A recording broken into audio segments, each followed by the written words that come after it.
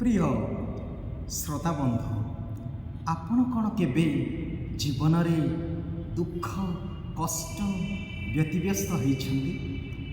ଆପଣ କ'ଣ କେବେ ଜୀବନରେ ନିରାଶା ହତାଶାର ମନୋଭାବ ଦେଇ ଗତି କରିଛନ୍ତି? ଆସନ୍ତୁ ଆଜିର ପଠନ ଗୁଡ଼ିକ ଶୁଣିବା।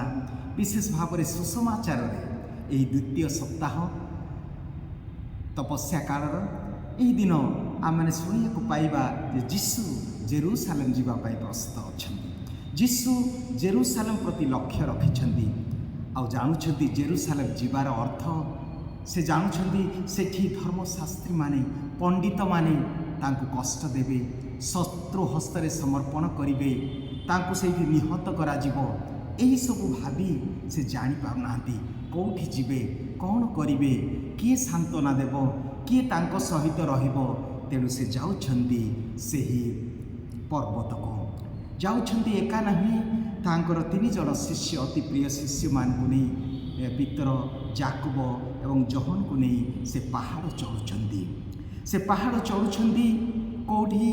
ଯେଉଁଠି ସେ ଈଶ୍ୱରଙ୍କ ସହିତ ସାକ୍ଷାତ କରିବେ। ଆଉ ଯେତେବେଳେ ସେ ପାହାଡ଼ ଚଢ଼ୁଛନ୍ତି ତାଙ୍କର ହୃଦୟ ବ୍ୟଥାରେ ପୂର୍ଣ୍ଣ। ଆଗାମୀ ଦିନରେ ଯାହା ହେବ ତାହା ତାଙ୍କର ମନକୁ ଭାରାଗ୍ରସ୍ତ କରିଛି। କିଏ ତାଙ୍କୁ ସାନ୍ତ୍ୱନା ଦେବେ? କେବଳ ଗୋଟିଏ ମାତ୍ର ରାସ୍ତା ଥିଲା, ସେ ପାହାଡ଼ ଚଢ଼ୁଛନ୍ତି। ଆମେ ଜାଣୁଛୁ ପର୍ବତ ପାହାଡ଼ ବାଇବେଲରେ ଏକ ପବିତ୍ର ସ୍ଥାନ। ଏହା ଏକ ଉଚ୍ଚ ସ୍ଥାନ। ଏହା ଏକ ଈଶ୍ୱରଙ୍କ ସହିତ ସାକ୍ଷାତ ହେବାର ସ୍ଥାନ। ଏହା ଈଶ୍ୱରଙ୍କର ଇଚ୍ଛାକୁ ଜାଣିବାର ସମୟ ବା ସ୍ଥାନ। ସେହି ପାହାଡ଼ରେ ଆମେ ଜାଣୁଛୁ ଅନେକ ସମୟରେ ଆମେ ମୋସାଙ୍କୁ ଜାଣୁ ସିନାଇ ପର୍ବତରୁ ସେ ପ୍ରଭୁଙ୍କର ସେହି ଆଜ୍ଞା ନେଇ ଆସିଥିଲେ। ଆମେ ଜାଣୁଛୁ ମୋରିଆ ପର୍ବତରେ ଆବ୍ରାହମ ଯାଇଥିଲେ ନିଜର ପୁତ୍ରଙ୍କୁ ବଳିଦାନ ଦେବା ପାଇଁ, ଯେଉଁଠି ପ୍ରଭୁଙ୍କ ସହିତ ସାକ୍ଷାତ କରିଥିଲେ। ଆମେ ଜାଣୁଛୁ ପ୍ରବକ୍ତା ଏଲିଜା ଯିଏ ସେହି କାର୍ମେଲ ପର୍ବତରେ ସେ ସତ୍ୟ ଈଶ୍ୱରଙ୍କୁ ସେ ପ୍ରମାଣ ଦେଇଥିଲେ। ଅର୍ଥାତ୍ ପର୍ବତ ଏକ ପବିତ୍ର ସ୍ଥାନ। ପବିତ୍ର ସ୍ଥାନ ଈଶ୍ୱରଙ୍କ ସହିତ ବାର୍ତ୍ତାଳାପର ସମୟ। ଈଶ୍ୱରଙ୍କର ସାନ୍ତ୍ୱନା ଶକ୍ତି ପାଇବାର ସ୍ଥାନ ହେଉଛି ପର୍ବତ, ଯେଉଁଠି ଈଶ୍ୱର ନିଜେ ତାଙ୍କର ପ୍ରବକ୍ତାମାନଙ୍କ ସହିତ କଥା ହେଇଥିଲେ, ସାକ୍ଷାତ କରିଥିଲେ। ତେବେ ଆଜି ଆମେ ଦେଖୁଛୁ ଏହି 3 ଜଣ ଶିଷ୍ୟ ସେ ଯାଉଛନ୍ତି ପର୍ବତକୁ, ଯାଉଛନ୍ତି। ଆଉ ସେଇଠି ଏକାଗ୍ରତ ଭାବେ ଯେତେବେଳେ ଦୁଃଖରେ ତାଙ୍କର ହୃଦୟ ଭରି ରହିଛି, ସେ ସେଇଠି ପ୍ରାର୍ଥନାରେ ସେ ରହିଛନ୍ତି।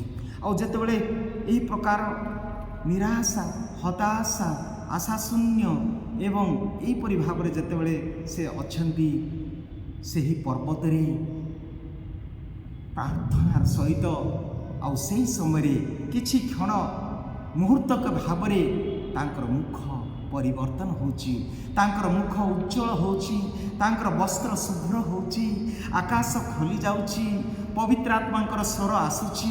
ପବିତ୍ର ଆତ୍ମା କପୋତ ରୂପରେ ଆସୁଛନ୍ତି। ପୁଣି ଏକ ସ୍ୱର ଆସୁଛି, ଏହି ମୋର ପ୍ରିୟ ପୁତ୍ର, ତାହାଙ୍କର କଥା ଶୁଣ। କିଛି ମୁହୂର୍ତ୍ତ ପୂର୍ବରୁ ତାଙ୍କ ମନରେ ଯେଉଁ ବେଦନା ଥିଲା, ଯେଉଁ ଦୁଃଖ ଥିଲା, ଯେଉଁ ଭାରାକ୍ରାନ୍ତ ହୃଦୟରେ ସେ ଯାଇଥିଲେ, କିନ୍ତୁ ଅଳ୍ପ ଟିକକ ସମୟ ପରେ ତାଙ୍କର ମୁଖ ଆନନ୍ଦରେ ପୂର୍ଣ୍ଣ ହେଉଛି, ବସ୍ତ୍ର ଉଜ୍ଜଳ ହେଉଛି, ପୁଣି ଏକ ଖୁସି ଏବଂ ଆନନ୍ଦର ବାତାବରଣ ହେଉଛି। ଆଉ ସେହି ସମୟରେ ଏହି 3 ଜଣ ଶିଷ୍ୟ ଢୋଳଉଥିଲେ। ଆଉ ପିତର ହଠାତ୍ ଏହି ପ୍ରକାର ଏକ ମୁହୂର୍ତ୍ତ ଦେଖି କହୁଛନ୍ତି, କି ମହାନ, କି ସୁନ୍ଦର, ଏହି ସ୍ଥାନରେ ରହିବା ଭଲ। ଅର୍ଥାତ୍ ଯେତେବେଳେ ତାଙ୍କର ଆଖି ଖୋଲିଗଲା ସେତେବେଳେ ସେ ଦେଖିଲେ ଏହି ଏକ ପବିତ୍ର ସ୍ଥାନ, ଏହି ଏକ ମହାନ ଆଧ୍ୟାତ୍ମିକର ବାତାବରଣରେ ସେହି ମୋସା ଏବଂ ଏଲିୟଙ୍କର ଉପସ୍ଥିତିରେ ସେ କହୁଛନ୍ତି, ପ୍ରଭୁ ଏଇଠି ରହିବା ଭଲ, କେଉଁଠି ଯିବା ନାହିଁ, ଏତେ ସୁନ୍ଦର ସ୍ଥାନ, ଏଇଠି ରହିବା ଭଲ। ଅର୍ଥାତ୍ ଏହି ସମୟରେ Jesus is certified, Jesus is approved, Jesus is accepted. ଅର୍ଥାତ୍ ଯେତେବେଳେ ଯୀଶୁ ଏହି ପ୍ରକାର ଦୁଃଖ ଯନ୍ତ୍ରଣା ଥିଲେ, ଏହି ସମୟରେ ତାଙ୍କର ରୂପ ପରିବର୍ତ୍ତନ ହେଲା। ତାଙ୍କର ରୂପ ପରିବର୍ତ୍ତନ ହେଲା। ଆଉ ଯେଉଁ ଆଭାସ ପାଇଲେ, ଯେଉଁ ପ୍ରକାର आशा से तांको जीवन रे आसिला जे से शुणिले भय कर नहीं तुम्हें मोर पुत्र आ से भाविले से अनुभव कले जे मते जदि समस्ते परित्याग करिवे मोर बापा अछंती मोर पिता अछंती से मते छाड़िबे नहीं मु तांकर संतान अतएव जेरूसालेम जीवा पाई से प्रस्तुत हेले एही अनुभवटी ए रूपांतर अनुभवटी से ताबोर पर्वत रे ताहा तांकर जीवन को परिवर्तन कर देइथिला आशा देइथिला साहस देइथिला आगो को बढ़िया पाई। हाँ प्रिय भाई भौणी माने मोर दुई थर सुजोग पाई से ही ताबोर पर्वत को जीवाई सुजोग मिलता से दिव्य यज्ञ करने जो स्थान रे प्रभु जीशु निजे तांको शिष्यों गहन से महिमा प्रकाश होता वर्तमान पर्यंत से स्थान अच्छी उच्च स्थान वास्तव में जो गाड़ीटा आम बसटा नहीं जाऊ ताहा पहुँची पारे ना से ही पर्वतर मध्य भागरे आउ गोटे छोट छोट वेहिकल बा गाड़ी नहीं आम ऊपर को जाऊ कि सुंदर जहाँ पितर अनुभव करते से ही दिन मोर मत से अनुभव आसला पुणी से स्थान जिते प्रभुंर वाक्य बा प्रभुकर दिव्य यज्ञ अर्पण करने सुजोग मिलला निजक बहुत खुशी अनुभव कली कारण से स्थान रे प्रभु जीशु निजे ओल्हे आसी एवं प्रभु जीशु से स्थान रे प्रार्थना करथिले एवं ईश्वरंकर महिमा से दर्शन करथिले। प्रिय भाई भौणी माने आज हुए तो आम जीवन में आम से जेरूसालेम जावा पड़ो आम जीवन में हुए तो विभिन्न प्रकार जंत्रणा थी हुए तो केते जन निजर परिवार कथा चिंता करी भांगी पड़ुथिबे हुए तो स्वामी स्त्री मध्य उत्तम संपर्क नथिबो जहाँ आमर हृदय को व्यथित करुथिबो हुए तो पुओ झियो मानकर भविष्य कथा चिंता करी आपण भांगी पड़ जाइथिबे हुए तो आपणक जीवन में यही प्रकार कौन से विषय पाइबा चेष्टा करछुंदी किंतु सबु समय पराजय विफलता हुए तो आपण अनुभव करुथिबे कोठी जीवा कहा पाखक जीवा आसंतु यही समय आम पर्वत चढ़ा यही समय आम प्रभु पाखक जीवा जोड़ी प्रभु आम समस्त समस्यार उत्तर देवे जोड़ी प्रभु आम कथा कहे जोड़ी प्रभु आम इच्छा योजना जानापी आम शक्ति देवे आया जीशुक जीवनर अनुभव जितेबाला यही रूपांतरीकरण है आउ से समय से भरोसा पाइले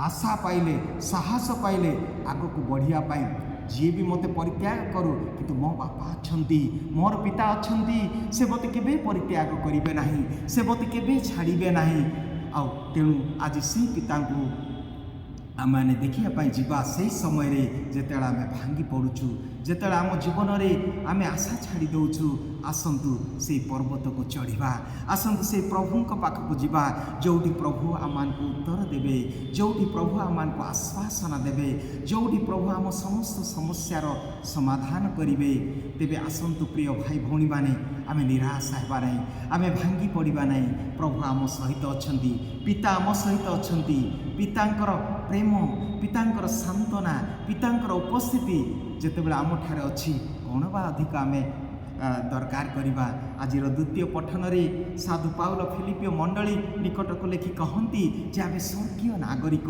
यही संसार में जितेबाला आम अच्छु दुख आसब कष्ट आसब किंतु आमर मध्य आशा अच्छी जे आमर यही जीवन आमर यही संसार सब बेले ना आम आग को बढ़ा पड़ो आम तीर्थ यात्रा करुचु आम स्वर्गीय नागरिक बोली आज साधु पाउल तांकर द्वितीय पठन फिलिपियो 3:20 पदर कहती जे आमर लक्ष्य है केवल जेरूसालेम नाई आमर लक्ष्य है स्वर्ग राज्य आम स्वर्गर नागरिक अतएव यही संसार जिते झड़ झंझा आसुना कहीं जिते दुख आसुना कहीं आम भांगी पड़ा ना ये यात्रा पथरे निश्चय आसब किंतु भाविबा आम एकाकी नुह जमी जीशुक सहित 3 जन शिष्य मध्य थिले आम जितेबाला एका निजर समस्या चेष्टा करवा समाधान करने को आम पारिबा नहीं आम ठारे बल नहीं आम ठारे शक्ति नहीं अतएव आसतु से पहाड़ चढ़ा से ताबोर को जीवा जेपरी अन्यान्य प्रवक्ता माने अन्यान्य धर्म पंडित धार्मिक व्यक्ति माने जाइथिले पर्वत को जीशु सबु बेले अति भोर उठुथिले मार्क 1:35 आम जानू से जाऊथिले से एक निरवला स्थान को से प्रकार एक निर्जन स्थान रे से शक्ति संग्रह करुथिले तेबे प्रिय भाई भौणी माने प्रभु आज आम यही आशीर्वाद करतु जेपरि आम सदाबले से उच्च स्थान को जीवा से पर्वत को जीवा से पवित्र स्थान को जीवा जो प्रभु को देखा अनुभव करवा ताकर शक्ति आशा आश्वासन पाई आम से स्वर्ग राज्य प्रति आम लक्ष्य रखा। प्रभु आम समस्त को आशीर्वाद करतु। आमेन।